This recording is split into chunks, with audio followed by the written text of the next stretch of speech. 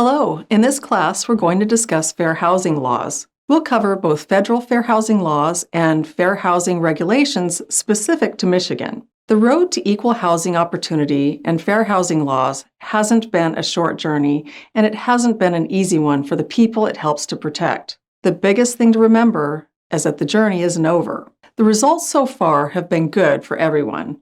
Consumers, real estate agents, brokerages, and the American economy in general have all benefited.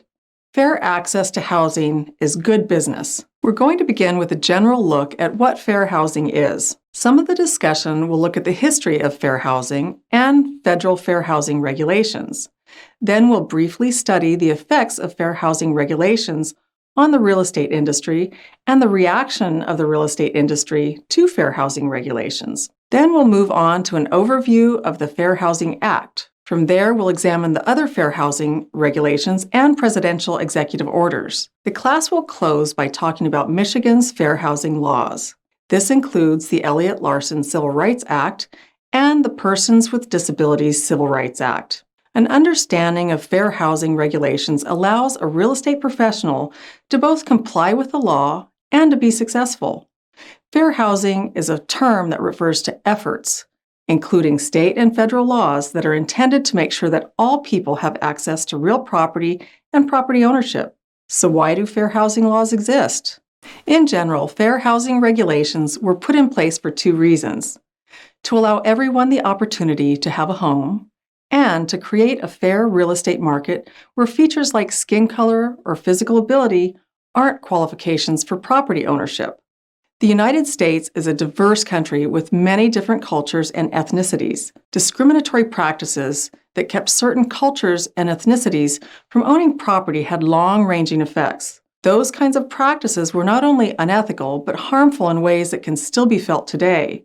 Fair housing is part of the effort to ensure that people, no matter their culture or ethnic background, can have a home, own property, and have access to real estate. However, discrimination isn't only limited to skin color, cultural heritage, or ethnicity. Fair housing laws are also designed to make sure that people aren't blocked from housing or property ownership because of their gender, religion, sexual orientation, or mental or physical ability. It does need to be acknowledged that discrimination persists. A great deal has been done, but some effects of discrimination still linger long after discriminatory practices were outlawed.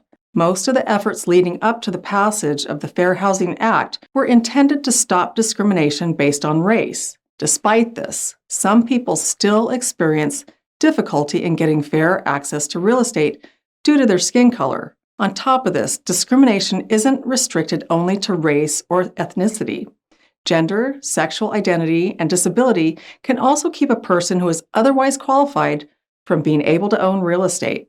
What is the role of state and federal laws in curbing unfair practices? Laws help to stop the use of discriminatory real estate practices through several methods. First, state and federal laws make most discriminatory practices illegal. At the same time, these laws lay down punishments for using those discriminatory practices. Second, state and federal agencies exist to monitor both real estate market and real estate agents. This is done to make sure that discriminatory real estate practices aren't being carried out. Third, the courts provide a means for victims of discrimination to seek relief. The court system is one way for groups or individuals who experience discrimination to be compensated for any damage done by it. We now have our foundation in place. We'll round out this introduction by defining critical terms and looking at the history of fair housing.